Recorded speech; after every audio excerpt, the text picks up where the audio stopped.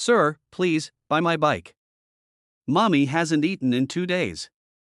That voice, soft, trembling, desperate, cut through the noise of the busy street like a knife through silence. The man who heard it, a single father named Daniel, froze in place. He turned to see a boy no older than 10, holding a worn-out bicycle with peeling paint and crooked handlebars. His eyes, large and sunken, carried the kind of pain no child should ever have to know. Daniel blinked, unsure what to say. He had been out job hunting all day, trying to find something, anything, to keep the lights on in his small apartment. He wasn't in a position to buy anything, much less a bicycle. But there was something about that boy's trembling hands and the way his voice cracked when he said Mommy that made Daniel step closer. Where's your mother, son? He asked gently. The boy looked down, kicking the dirt near his shoes. She's home, sir. She hasn't eaten in 2 days.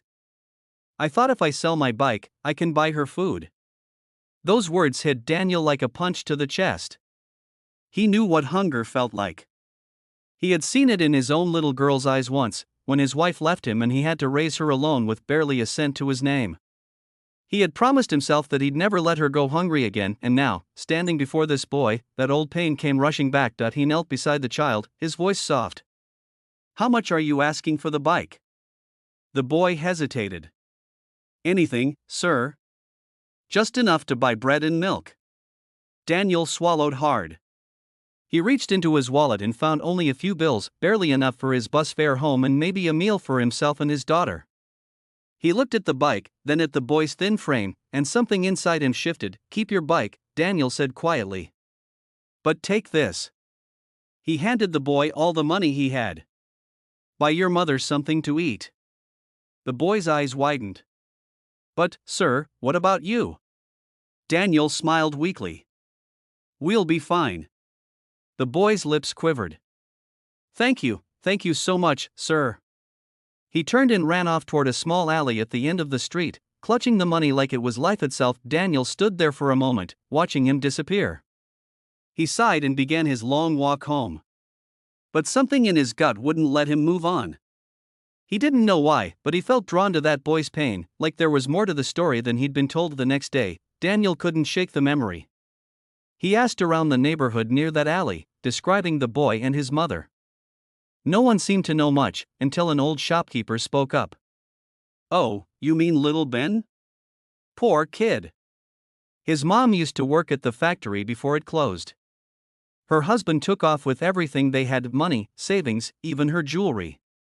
Left her with debts and a sick child. Daniel froze. Her husband? The shopkeeper nodded.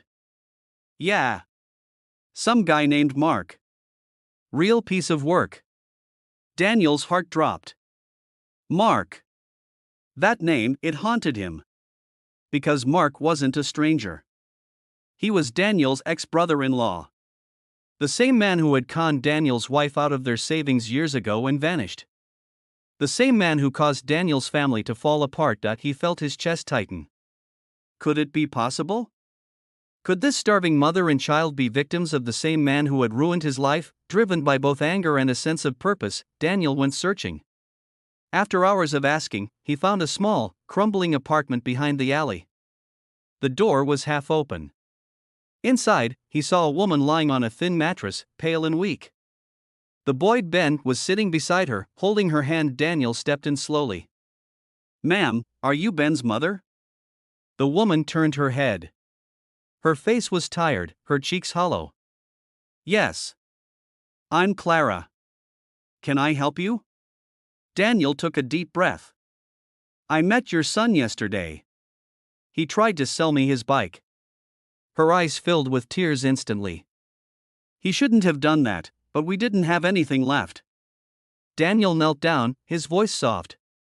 Clara, I think I might know who did this to you. She looked up, confused.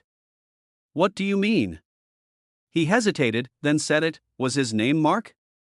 Clara's eyes widened in shock. How do you know that name? Because, Daniel whispered, he did the same thing to me. For a moment, silence filled the room. Then Clara covered her mouth and began to cry, deep, broken sobs that had been trapped inside for too long. Daniel felt something inside him ignite. Not anger, but resolve. He couldn't undo what had happened to either of them, but he could make sure this woman and her son never suffered again. He called a friend who owned a small repair shop and convinced him to give Daniel a job. Within days, Daniel was working full-time again. But this time, his motivation wasn't just for his daughter. It was for Ben and Clara, too. He brought them food, helped Clara get medical treatment, and even got her a part-time cleaning job at the same shop. Slowly, the color returned to her face. Ben started laughing again. Months passed. Their little group, Daniel, his daughter Emma, Clara, and Ben, became a family bound not by blood, but by shared pain and kindness. One evening, as they all sat down for dinner, Ben looked up at Daniel and said softly, "Sir. Dad, thank you for buying my bike that day." Daniel smiled, his eyes glistening. "I didn't buy your bike, son. I bought back our hope." That night, as laughter filled the small room, Daniel realized something. Life has a strange way of coming full circle. Sometimes, the people who enter your life through pain are the ones who end up healing it the most. So if you're watching this right now, remember this: kindness doesn't always come back from the same person you gave it to, but it always comes back. And before you go, if this story touched your heart, hit that like button, share it, and subscribe for more stories that remind us all, no matter how dark it gets, there's always someone who still believes in light.